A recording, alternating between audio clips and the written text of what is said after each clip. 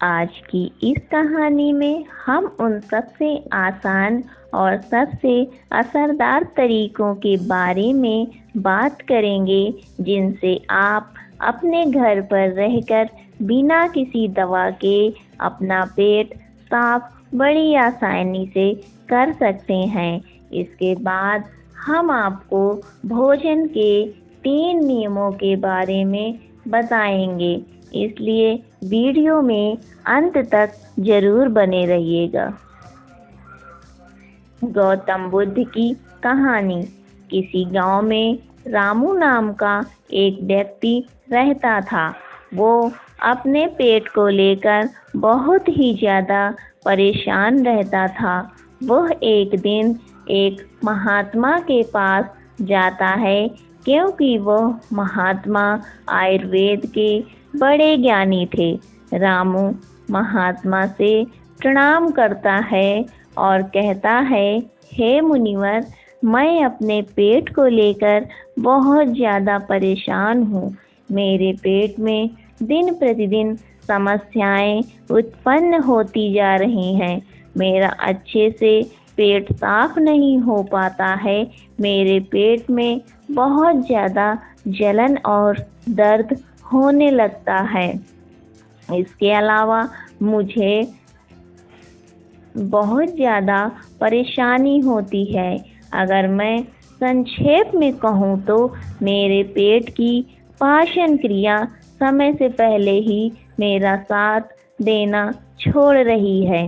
हे मुनिवर, कृपया आप मुझे कोई ऐसा समाधान बताइए जिससे मैं अपना पेट आसानी से साफ कर सकूं और पेट की इन सभी समस्याओं से हमेशा हमेशा के लिए निजात पा सकूं। पहले तो उस महात्मा ने रामू की सभी बातों को ध्यानपूर्वक सुना और फिर कहा, हमारे आयुर्वेद के सिद्धांत के अनुसार जितना समय आपको पेशाब यानी कि टॉयलेट करने में लगता है, उतना ही समय पेट साफ करने में लगना चाहिए, तभी आप स्वस्थ हैं। लेकिन बहुत सारे लोग टॉयलेट में बहुत देर तक बैठे रहते हैं, मोबाइल चलाते रहते हैं, न्यूज़पेपर पढ़ते रहते हैं, लेकिन उसके बावजूद उनका पेट साफ ठीक से नहीं हो पाता और इसी कारण से उनके मन का संतुलन पूरे दिन बिगड़ा रहता है। बेचैनी, घबराहट, किसी काम में मन न लगना, ये सब ठीक से पेट साफ ना होने की वजह से ही होता है। जब भी आप अपनी किसी भी बीमारी का इलाज आयुर्वेदिक पद्धति के अनुसार करवाते हैं तो सबसे पहले आपके पेट की सफाई की जाती है। यह अपने आप में पूरा इलाज नहीं है, लेकिन यह शरीर के सुधार के लिए बुनियादी वातावरण पैदा करता है। कोई भी दवा तभी ठीक प्रकार से काम करेगी जब आपका पेट साफ होगा, वरना तो आप कितनी भी दवाइयाँ लें, कितना भी इलाज कराएं, कोई फर्क नहीं पड़ने वाला। शरीर हमें संकेत भेजता रहता है कि हमारा पेट साफ ठीक से साफ नहीं हो पा रहा है, जैसे कि पसीने में से दुर्गंध या मुंह में से दुर्गंध। अगर वहाँ से दुर्गंध आ रही है तो हमें समझ जाना चाहिए कि हमारा पेट ठीक से साफ नहीं हो पा रहा है और हमें इसका हल ढूंढना होगा। ठीक से नींद ना आना, मानसिक समस्याएं, ये सारी चीज़ें पेट साफ ना होने के कारण ही पैदा होती हैं। फिर रामू ने कहा कि महात्मन, हमें अपना पेट साफ कैसे करना है? महात्मा ने कहा, आज मैं आपको पेट साफ करने के लिए कुछ प्रभावी आयुर्वेदिक जड़ी बूटियों और तरीकों के बारे में बताऊंगा। ये जड़ी बूटियाँ आपको कब्ज से भी छुटकारा दिलाने में मदद करेंगी। महात्मा की इन्हीं बातों को सुनकर रामू बहुत ज़्यादा उत्साहित हो जाता है और कहता है, महात्मन, कृपया आप मुझे उन सभी तरीकों के बारे में जानकारी दो जिससे मैं अपना पेट हमेशा के लिए स्वस्थ और साफ रख सकूं। पेट साफ करने के आयुर्वेदिक तरीके। पहला तरीका। इसके बाद महात्मा पहला तरीका बताते हुए कहते हैं, सबसे पहले हमें यह समझना चाहिए कि आज के समय में हमारी दिनचर्या और हमारा खान पान पूरी तरह से बदल चुका है और उसी बदलाव की वजह से हमारे शरीर में नाना प्रकार की बीमारियां पैदा होती हैं और हमारा पेट भी ठीक से साफ नहीं हो पाता।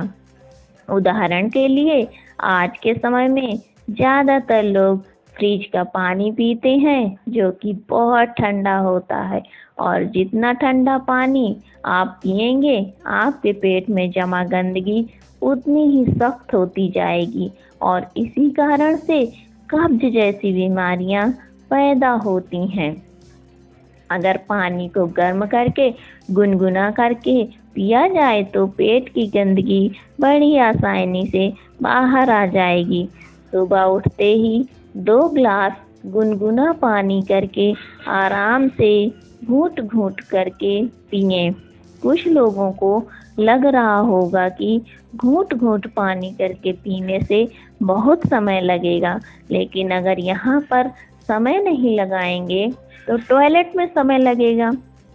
यह सबसे आसान और घरेलू नुस्खा है जो सब लोग अपना सकते हैं। बस संयम और नियम की ज़रूरत होती है। देखिए, ठीक तरह से पानी पीना आपकी बहुत सारी बीमारियों को खत्म कर सकता है। जितना हो सके दिन में ज़्यादा से ज़्यादा पानी पिएं, लेकिन याद रहे ठंडा पानी पीने की बजाय गर्म करके गुनगुना पानी पिएं। आजकल बाज़ार में ऐसी बोतलें भी आती हैं जिनमें आप जैसा पानी डालेंगे वैसा ही रहेगा, तो आप ऐसी बोतल ले सकते हैं और पानी गर्म करके गुनगुना करके उस बोतल में डाल सकते हैं और जब भी आपको ज़रूरत महसूस हो आप दिन में उस पानी को पी सकते हैं। लेकिन पानी के संबंध में एक बात ज़रूर याद रखना कि खाना खाते ही पानी नहीं पीना है।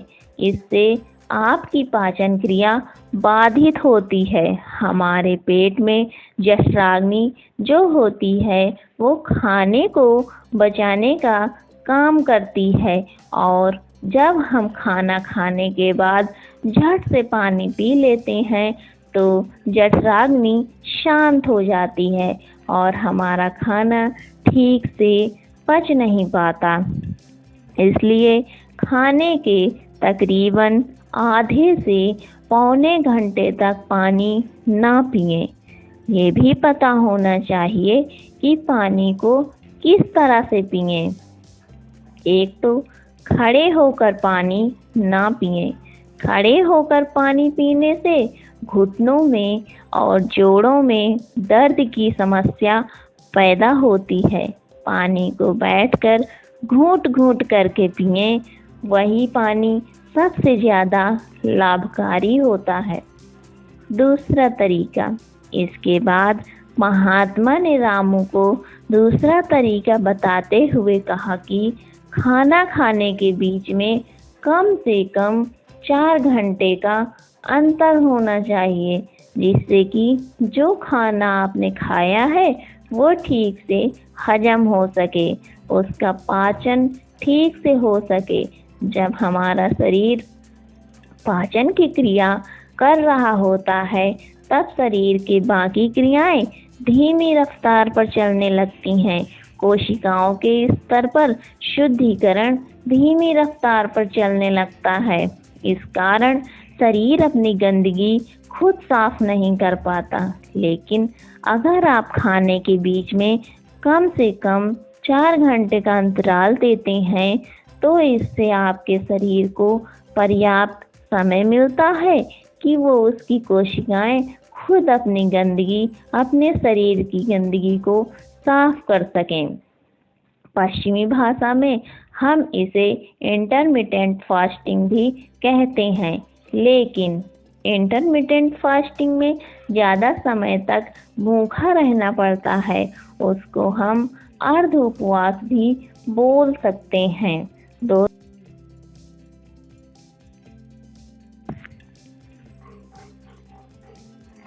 तीसरा तरीका। अब महात्मा ने रामू को तीसरा असरदार तरीका बताते हुए कहा कि अपने पेट को साफ करने के लिए हमें यह समझना होगा कि जो लार होती है वही हमारे खाने को पचाने का काम करती है। जितनी ज़्यादा मात्रा में लार पैदा होगी उतनी ही आसानी से खाना पच जाएगा। कुछ लोगों का मुंह हमेशा सूखा सूखा रहता है, उसमें लार पैदा नहीं होती, इसलिए उनका खाना ठीक से हजम नहीं हो पाता है। इसके लिए जरूरी है कि हमारा शरीर सही मात्रा में लार पैदा करे। उसके लिए हमें ज़्यादा से ज़्यादा सलाद खाना चाहिए। सलाद खाने से लार पैदा होती है, फाइबर होते हैं उसमें, इसी वजह से शरीर में भोजन जल्दी से पच जाता है। इसके अलावा खाना खाने के बाद कुछ मीठा खाया जा सकता है। जिन लोगों को शुगर या डायबिटीज नहीं है वे आसानी से मीठा खा सकते हैं और वो मीठा खाने के कारण उनके शरीर में लार पैदा होने लगती है, जिससे कि पाचन क्रिया आसान हो जाती है। अगर आप सलाद को खाना खाने से पहले खाते हैं तो वो ज़्यादा लाभकारी होता है। उससे आपकी भूख बढ़ती है और आपके शरीर में लार पैदा होनी शुरू हो जाती है।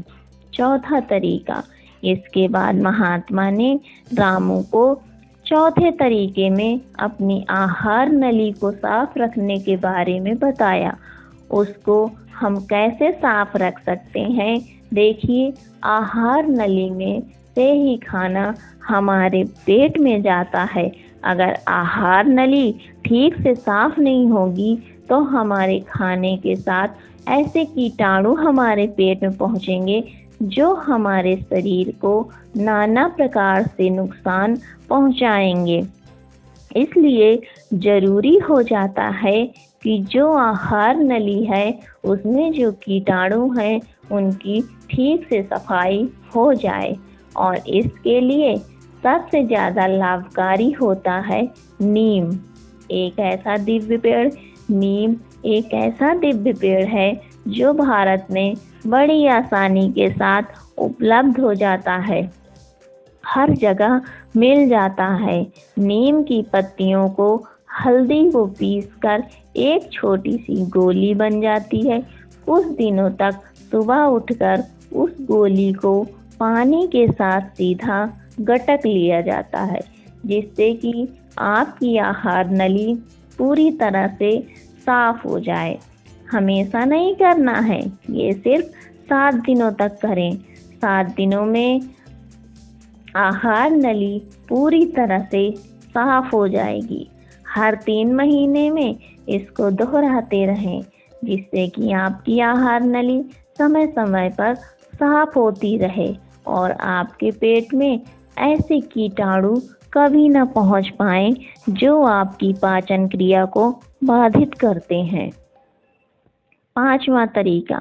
महात्मा ने 5वां और आखिरी तरीका बताते हुए कहा, रामू, यह तरीका उन लोगों के लिए है जिन्हें ज़्यादातर समय कब्ज की समस्या रहती है।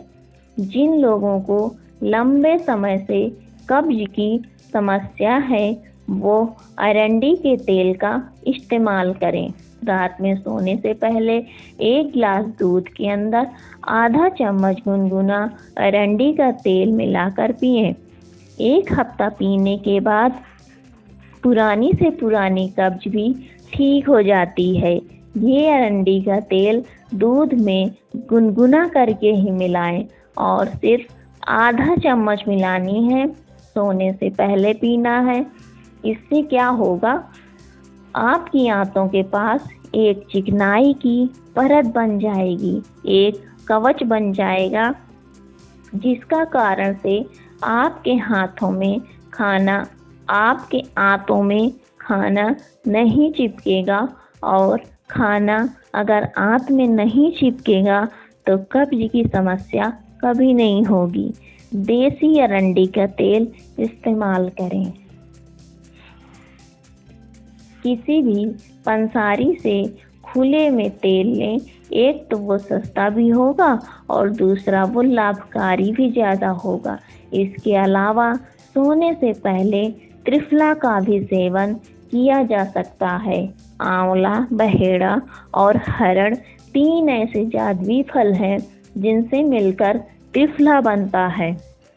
इन तीनों को अलग अलग खूबियां हैं, लेकिन अगर ये तीनों एक साथ मिला दिया जाए तो इनकी दिव्यता, इनके गुण और भी ज़्यादा बढ़ जाते हैं। रात को सोने से पहले गुनगुने पानी के साथ आधा चम्मच त्रिफला का सेवन किया जाए, शरीर की सारी गंदगी बड़ी आसानी से साफ हो जाएगी। कोई प्रयास नहीं करना पड़ेगा, कोई जोर जबरदस्ती करने की आवश्यकता ही नहीं रहेगी। तो ये कुछ आसान से घरेलू उपाय थे जिनको अपनाकर कोई भी अपने शरीर को स्वस्थ रख सकता है, अपने पेट को ठीक से साफ कर सकता है। अब गौतम बुद्ध की कहानी। भोजन के 3 नियम। पेट साफ करने के बाद महात्मा ने रामू से कहा, रामू, अब मैं आपको भोजन के उन 3 नियमों के बारे में बताने जा रहा हूँ जिसे अपनाने पर पेट से संबंधित कोई भी बीमारी नहीं होगी, क्योंकि पेट में होने वाली बीमारियां हमारे खान पान पर निर्भर करती हैं। पहला नियम। महात्मा ने पहला नियम बताते हुए शुरू किया, अपने आहार में 40 से 50% सजीव भोजन शामिल करें, चाहे वो फल हो, हरी सब्जियां हो, सूखे मेवे हों या अंकुरित अनाज हों। कुल मिलाकर इसे पकाया नहीं जाना चाहिए। ज़्यादातर लोग मृत भोजन खाते हैं और फिर स्वस्थ रहने की उम्मीद करते हैं। मृत भोजन खाने का मतलब है कि हम किसी मृत चीज़ से जीवन निकाल रहे हैं, इसलिए इसमें कुछ लगेगा।